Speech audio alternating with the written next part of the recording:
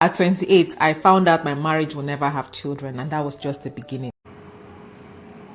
Watch that video patiently and see how the choice of motherhood was stolen from that lady. At 28, I found out my marriage will never have children, and that was just the beginning. When the blame game started, I kept quiet because I wanted to protect what was hurting me. Can you even imagine? When my mother stopped me and asked me, why you never still born? Our family and our children, I God take bless us. We no get money, but our children now we get. Why you never still born? I held back my tears and I told her, I said, Mama, now God they give children, and now God and I go give us children. I could not tell her because I did not want her to come and destroy what I thought was a good thing for me, because I knew my mother. She would take action almost immediately, and I didn't want her to spoil anything. So I held on to that secret until she died. I didn't tell her. And even though the multiple medical reports were clear, I carried the blame. I carried the shame. People called me barren. People called me different names. People poked at my stomach. And while people made assumptions and pointed at me in some cases, I kept quiet. Because that's what I was supposed to do as a good woman. As a good wife. You don't take your laundry outside. You keep quiet.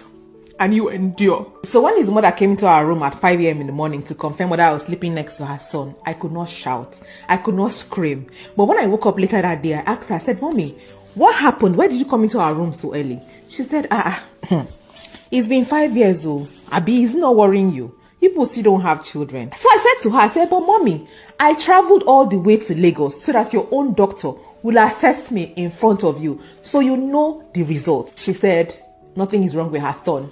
I'm the one who is cursed. And so that day I raised my voice and screamed at the woman that I actually really loved and chose over my own mother. And everybody said I was a bad daughter-in-law for talking back at her, for being mean to me, even though she knew the results. When I told him, I didn't see any outrage. I didn't hear him defend me. And so for the 90th time in that marriage, I felt what it meant to be unprotected. And even though I was questioning my choices at that point, I stayed for another 7 years, not because I didn't know the fact, but because sometimes when you mix love, loyalty, hope, culture together, it makes you confused about living or enduring. Today, I'm almost 46 and I do not ache for children. And I'm not angry.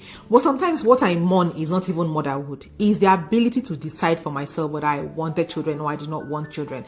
That choice was stolen from. It meant that the fault was hers, or she was the problem and the reason for their childlessness. Will she still have a marriage by now? Would the marriage still be in existence by now?